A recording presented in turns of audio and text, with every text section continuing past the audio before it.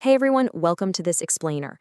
Today we're diving into what is arguably the single biggest transformation in India's transport sector, since we all switched to unleaded petrol.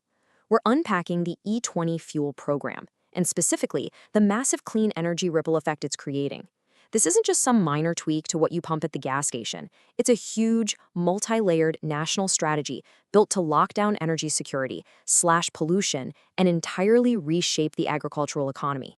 Now, to really get why this shift is happening, you've got to wrap your head around one massive, staggering number: 85%.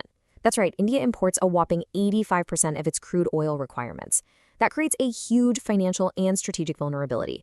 It basically means the nation's economy is completely exposed to international oil price swings and geopolitical conflicts. So, when there's a global shock, it hits your wallet directly at the local fuel pump.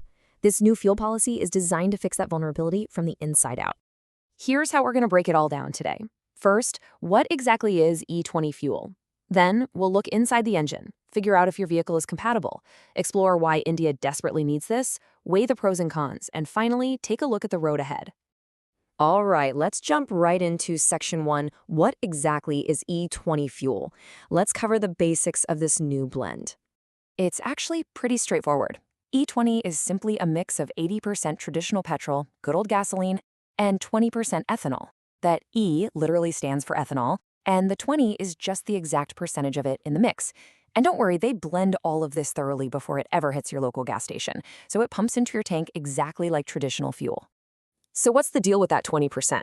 Well, ethanol, or C2H5OH, if you wanted to technical for a second, is a renewable alcohol. It's made by fermenting and distilling agricultural products, meaning a chunk of your fuel is now quite literally grown on a farm. You might actually be powering your morning commute with damaged rice, maize, or leftover sugarcane that would have otherwise just rotted away. It's a huge shift from pumping fossilized crude oil out from deep underground. Moving right along to section 2, inside the engine. Let's see how E20 actually works under the hood of your car. Okay, here is the absolute crucial point. Because ethanol actually has oxygen built right into its molecular structure, it allows for a much cleaner, more complete burn. Here's how it plays out.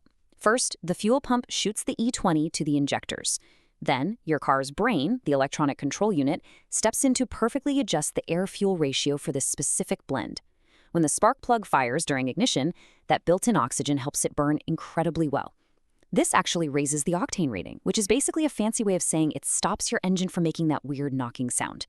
Finally, when it hits the exhaust phase, this super clean burn means your tailpipe is pushing out way fewer emissions like carbon monoxide. Pretty cool, right? So, section 3, is your vehicle compatible? Let's talk about what you can and definitely cannot fuel up with E20. This is probably the most immediate question for any driver, and there's a pretty clear line in the sand here. If you bought a brand new petrol car or bike from 2023 onwards, you're golden. They are built specifically for E20. But older petrol vehicles, that's a bit of a gray area. If an older car wasn't explicitly certified for it, that extra ethanol can absorb moisture and actually chew up rubber seals, plastic hoses, and even rust some metal parts over time. As for diesel vehicles, absolutely not. Totally different engine tech. EVs obviously don't use liquid fuel at all, and if you've got a petrol hybrid, you're good to go, as long as the manufacturer has certified the petrol engine inside it. All right, section 4, why India needs E20. Let's zoom out and look at the massive economic and agricultural ripple effect this is creating. Now, E20 definitely wasn't just cooked up overnight. This is the result of a massive multi-decade strategy. We're talking pilot projects way back in 2001, a tiny 5% blend introduced in 2003, and then this huge push leading to the official E20 launch in 2023. By 2025, the goal is a nationwide standard rollout. This has taken serious, long-term coordination between government ministries, huge public sector oil companies, auto manufacturers, and the farming sector. And the impact goes way beyond just your engine. Remember that 85% import figure we talked about earlier? By swapping out a fifth of our petrol for homegrown ethanol, India keeps massive amounts of money inside the country. But it gets better. It opens up huge new income streams for Indian farmers. And to dodge the whole food versus fuel debate, the policy actively pushes for using damaged grains, broken rice, and agricultural waste, stuff that was literally going to be thrown out. This sudden demand is sparking real investment in rural areas, funding new distilleries, upgrading transport networks, and creating jobs where they are really needed.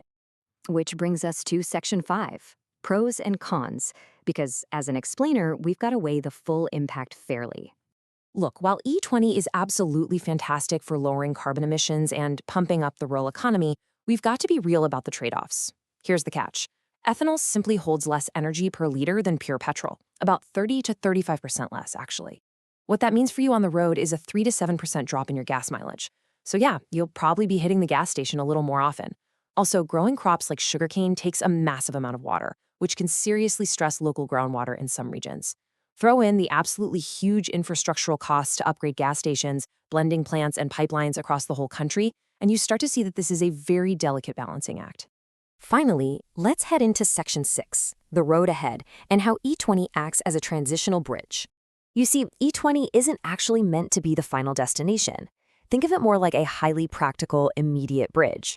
The reality is, while we're all waiting for electric vehicles, hydrogen fuel cells, and advanced sustainable tech to become super affordable and accessible for everybody, there are still millions of petrol-burning cars on the road right this very second.